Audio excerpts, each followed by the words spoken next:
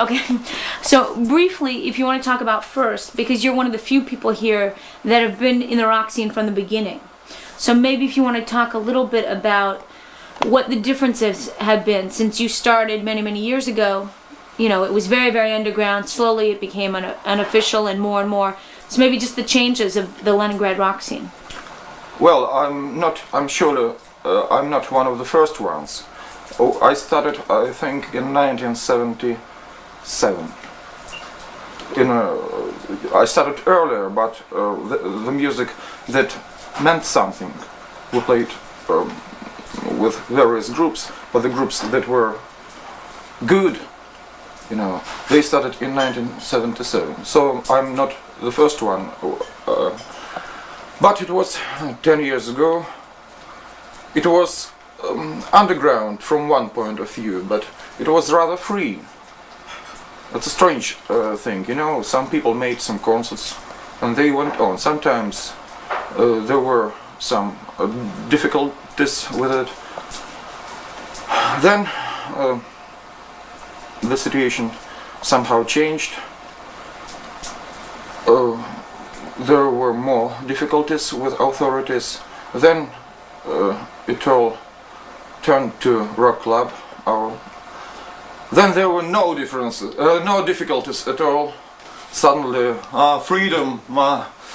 We were happy and we began playing. Then again difficulties, and now it's a strange situation. From one point of view, we've got our club, we've got all rights to play rock and roll and to sing everything that we want, but it turns out the other way sometimes. But I think the position is rather good, I would say. Some difficulties, some hardships, but I'm rather optimistic. I think it's rather fine. Okay, also, many of the groups that started when you started 10 years ago, Machine of Vremya, they started much earlier. Much earlier.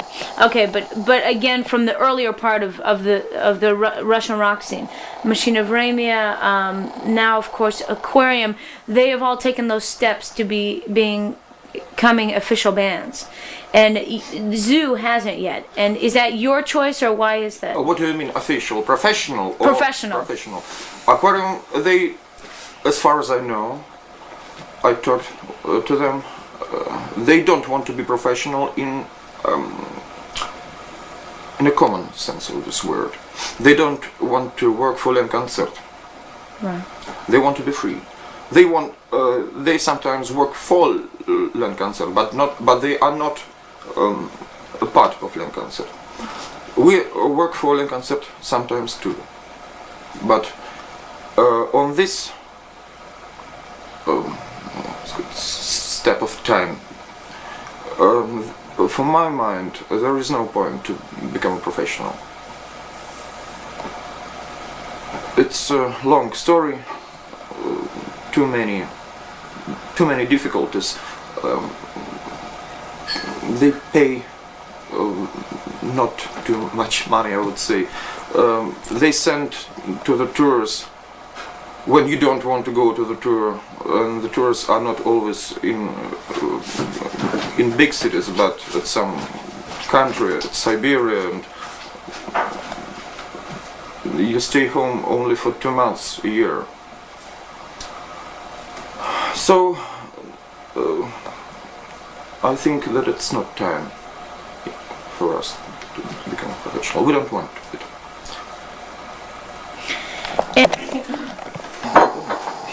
Он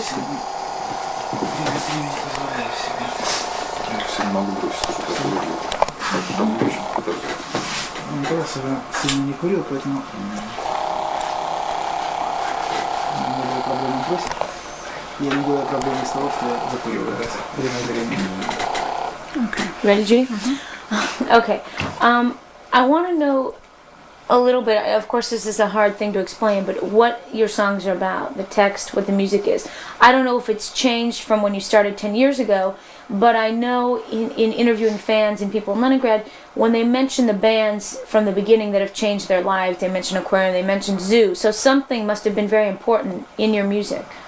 You talk about the music or the words? Both. You can talk about both. Music, you know, time goes on and music changes. So, not to... I cannot say too many words about that. As for words, I think I think about what is here and now. All situations, maybe dirty situations, maybe clean situations, maybe love, maybe some craziness, maybe some hang-ups. Everything that is here and now. About common problems, for me, my problems that are maybe someone else's problems. So that's that. And what, I mean, if somebody asked, you know, that didn't know your music and said, well, what kind of band is it? You know, Lisa, they kind of call new wave techno pop. Boris, sometimes they call kind of folk music and rock music. It's all different. Is what if you had to classify, again, it's a hard thing to do, classify your music, but what kind of band would you consider Zoo? I think we're just a rock and roll band. Just a rock and roll band. Though I have some ballads, acoustic ballads. But as a group, we're just straight rock and roll band. Has it been this? Yeah, go ahead. Maybe a kind of some kind of style.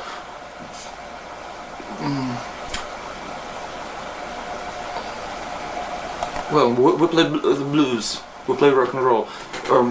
Maybe we sound a bit like Rolling Stones. A bit, but not like that. Was it a major influence? What? Was it a major influence? One of the influences. Too many influences. What are they? Yeah. I think that every music that I heard influenced me somehow. Some music that I like, or I don't like, it influences. Russian music also? Yes, yes. Any particular ones, Russian music? Russian that music. influenced Well, I liked Машина времени. In 1977 they were the greatest Russian band. Aquarium, of course. Well, I always liked Санкт-Петербург and Большой железный колокол with Николай Корзинин. Юрий Ильченко. Russian influences, yes. What do you think, I mean, because you've heard, of course, a lot of the music from the West. What do you think is the difference, of course, beside singing in Russian and singing English, what differences do you find in Western music and Eastern music? Well, I would say that Eastern music is much less commercial. We do just what we like to do, and no one tells us what to do. When we are in studio, when we're recording in studio.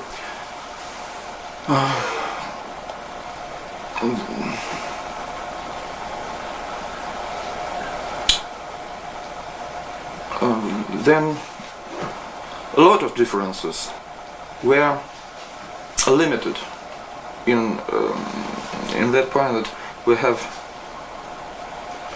not 1,000 synthesizers and Gibsons and Fenders, you know, we play on rather cheap guitars.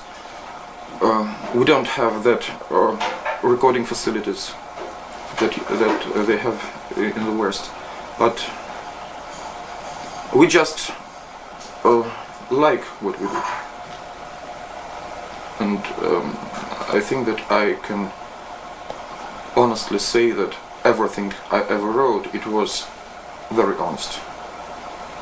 I didn't ever write a commercial song that it would go to the charts or would be played on television or on radio and so on. Everything I ever wrote is very honest. Okay, you mentioned a little bit in there about the equipment, that obviously is one of the difficulties of being, I guess, Yes. an unofficial band or not a professional band. What other, is that the main difficulty, the equipment, or what other kinds of problems do you have being an unofficial band or a non-professional band? Problems? Well, we play the concerts not so often as we would like to.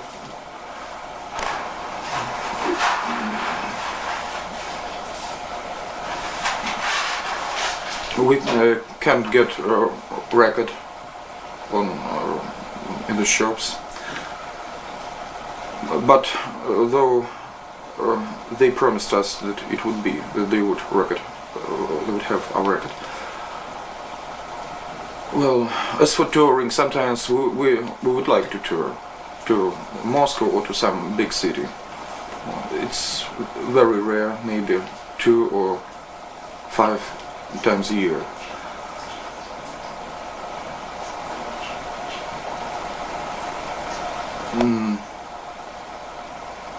Well, I don't know what else can I say. There are maybe some difficulties, but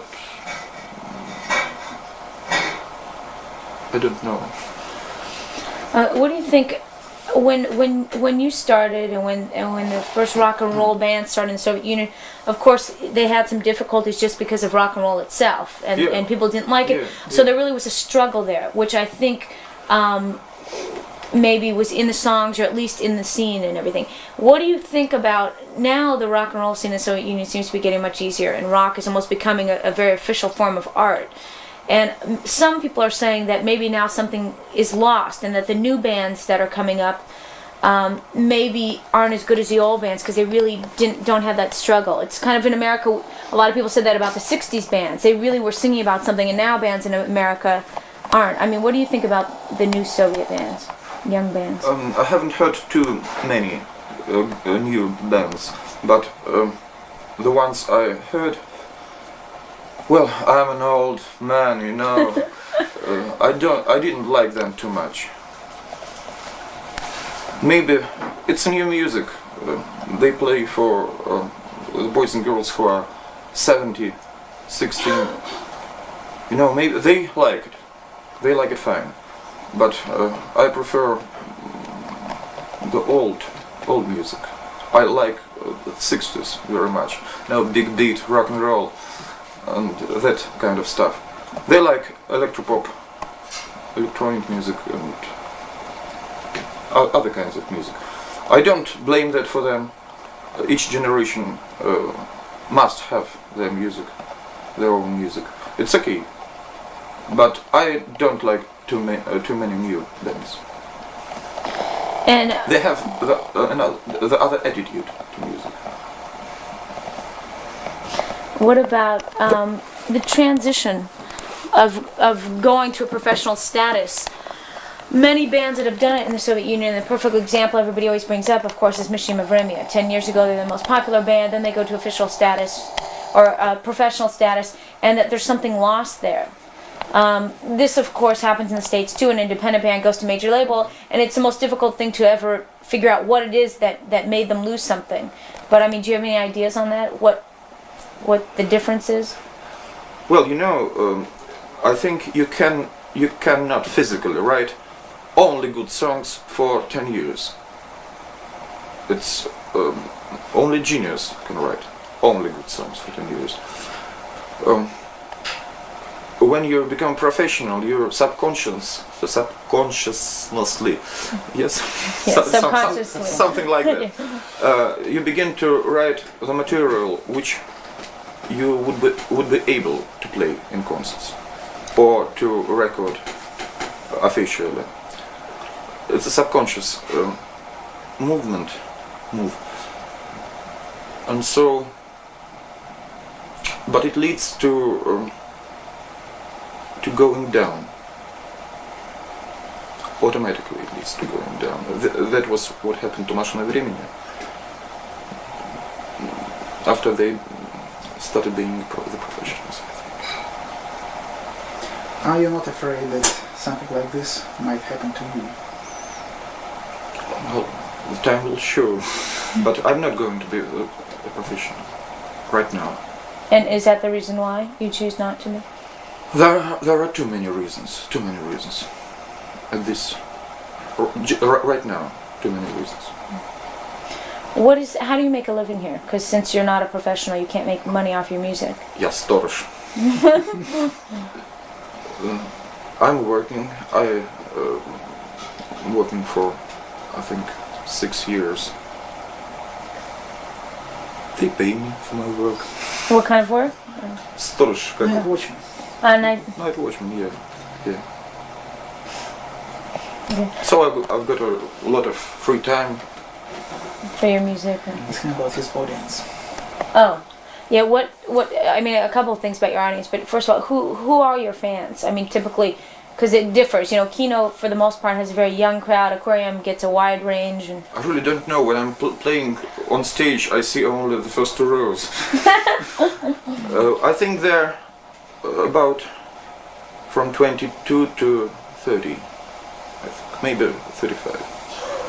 More grown-ups. Anything else you think of? But I know a boy who is 5 likes us. I know one woman who is 82. She listens to us and she says she likes us. So what have you been planning for the next step for Zoo? Are you recording another album soon? Are you going to do some more concerts? Another album, I mean tape album.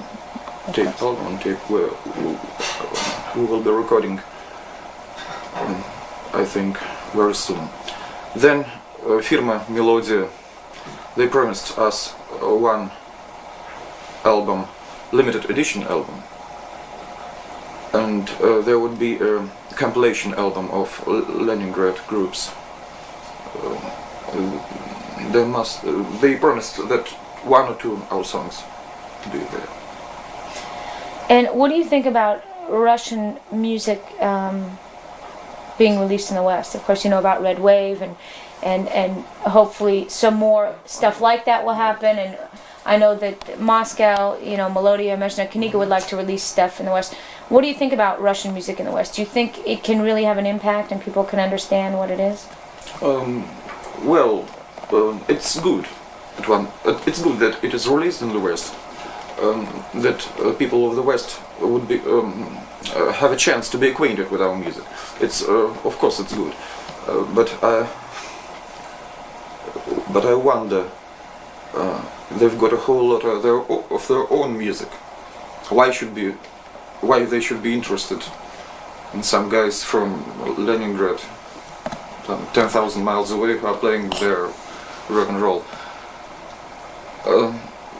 Then there's a barrier about language, of course. So the words mean much more in our songs, I mean in Russian groups, than in Western groups. As for me, except for some people like Bob Dylan, maybe Leonard Cohen, and so on. We just don't sing songs about, oh, I love you baby, you're so sweet, you're so fine, come on, let's dance. We don't sing that stuff. So the words mean something. They don't know Russian, as far as I know, as a rule. So maybe it's not as interesting to them as it is for us to listen to our music. But who knows, maybe some of them would like it. So what are your, I guess, dreams for the future? Maybe just in terms of yourself, in terms of Soviet music, in terms of Zoo. I don't know, but what are your dreams for the future? To become a millionaire. Well, to be able to play, to record our music, to go to some cities where we have never been, to be popular, maybe to screen some films, some clips. Well, but the point, the first thing is to play good music, to do it well. As for, I think it is for all bands to do what they want to do, to have a chance to do what they want to do, and to be understood. It's great. Alex, you think of anything else? Миша, может быть такой вопрос. I was asking in Yeah. Russian. Вот как ты считаешь, те изменения, которые сейчас происходят с некой такой либерализацией, легализацией, с появлением рок-н-ролла, положительное ли это явление в целом для функционирования и существования рок-музыки в стране или нет? Ну, я отвечаю по-английски. Shall I translate it? John, shall I translate the question? If you'd like to, but then sit over here.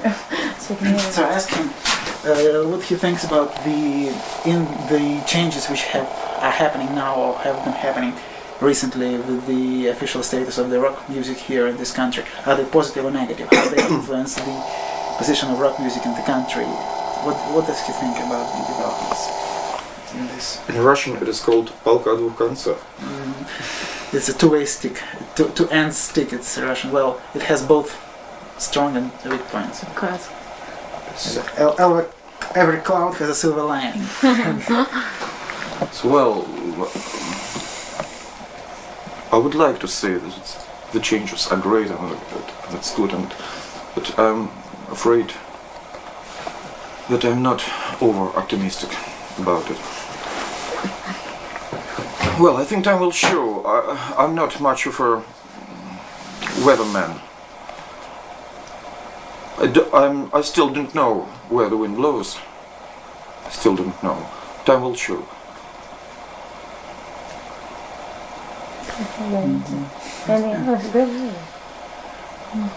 So anything else you want to say about anything, or? Well, I really don't know what to say. Okay, well what about, actually I have another question. I'm not much of a talker. People, musicians in the West that are as popular as you have been over the years, lead a much different life. You know, of course they make a lot of money for their music, but beside that they start secluding themselves because, you know, the public always wants to be around them, that there's security and you don't know where they live and you can't ring them. That doesn't work in the Soviet Union. I mean, most of the musicians here walk to their concerts carrying their own guitars. You come out in front of the audience before and test the equipment, which they don't do in the West. And most people know how to find you, either by telephone if you have one or find you in your house. Do you like that you're kept on that level with the people here, or do you wish that maybe sometimes you could have a little more privacy? Well, I like privacy. I like privacy very much. Sometimes I'm not against talking to some fan, maybe on the street or in some cafe or well in our club, but I'm not too much pleased when they come knocking at my door and hello Mike, or I don't like that too much. I like privacy. My home is my fortress. But in general, I like my fans and I'm thankful to them that they somehow like our music. And I'm eager to talk to them, but not at home. Another question. You live in Leningrad, and sometimes in your songs there is a sort of feeling of contradiction between Leningrad and Moscow. Yes. Yes, can of you course. just comment on that? As far as I know, if Moscow is a bit like New York, Leningrad is more like Washington. Or San Francisco. Or San Francisco, maybe, I don't know. Never been in San Francisco. Moscow is too large, too fast city, too nervous city. They're always running everywhere. They cannot walk. They're all running. They street hassles always, and they've got the other kind of people there. Leningrad is more quiet city. It's very. They call Moscow industrial center and Leningrad cultural center. You know, people have more culture in Leningrad. We are more quiet. When we don't hurry everywhere. We've got a small city. So that's that. You said that Leningrad is a moral cultural center, and when asked about your influences in Russian music, you mentioned some of the Soviet rock musicians. Do you feel any other touches or connections with Russian art, with the Russian culture in general, besides rock and roll? Well, I love some poets, some Russian poets, some painters. I always liked the bad films. Could you say that any of these poets or painters or artists somehow were a greater or lesser influence to you as a creative person? Well, you know, everything is influence. You look out of your window and maybe there's a song in the window. No, everything you ever heard, ever saw. So, but I always liked Joseph Brodsky, Russian poet who lives in New York. In New York, yeah. He's a greatest poet. Well, too many influences. From Chuck Berry to Joseph Brodsky. Do you know Joseph Brodsky? Yeah, I've heard of it, but I don't know his poems. He's a great poet. Okay. Well, I think it's good. That's some good stuff. Okay. Thank you.